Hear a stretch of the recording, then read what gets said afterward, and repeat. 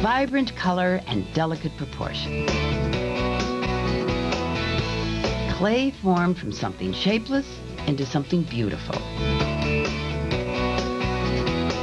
These simple qualities drew master potter Jim Kozlowski to the art of pottery, and they're the reason his son Jamie followed in his footsteps.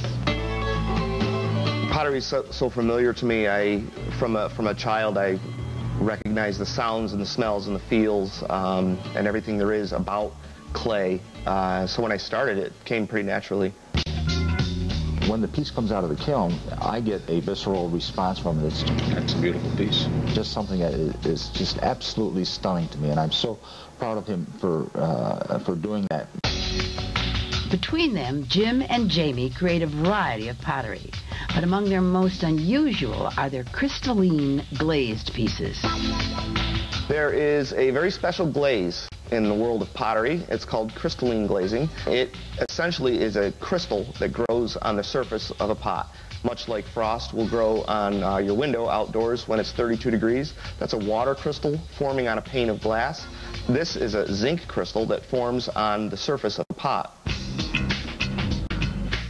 Before the glazing process begins, the pot or vase must be thrown. This is a part of the process both father and son enjoy. As soon as I sit down, it's like an immediate release. I'm in a place that is very comfortable, very familiar. I'm centered as I center the clay, and there's a peace that comes over me, and my stress and problems just disappear. Once a pot is thrown and formed, it's dried and fired. Then Jamie begins mixing his crystalline glaze. Through trial and error, Jamie has developed glaze mixtures that yield exciting results. You have to base your next firing and your glaze calculations and recipes on the results you got from the previous firing. It's taken me about 2.5 years to get to the point where I'm becoming very happy and satisfied with the results I'm getting.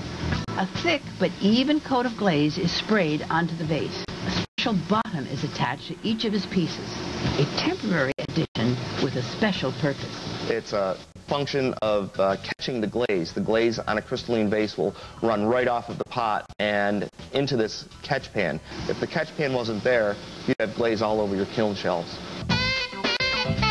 With the glaze fully covering the vase, Jim puts it into the kiln. Most pottery glazing is relatively simple. When a piece is fired, it just needs to be taken up to a certain temperature, and then the kiln is turned off and allowed to cool naturally. Crystalline glazed pottery, on the other hand, requires a specific temperature increase and a gradual controlled cooling. One of the reasons why Jamie is successful at this crystalline glaze is because of the science involved. He understands the kilns, he understands the programming of the kilns, and I find that very difficult to do.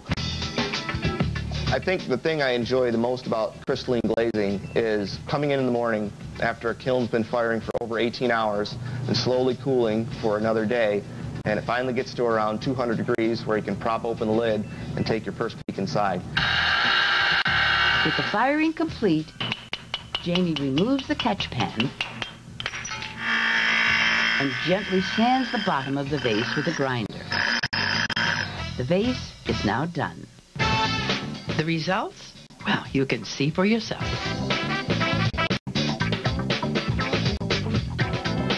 The beauty of crystal is that the light shimmers and reflects and refracts from them. It's like a gem. It's intriguing. You look at it, it's like a visual exploration of an individual crystal. You change them in the light, especially in the sunlight. They just sparkle.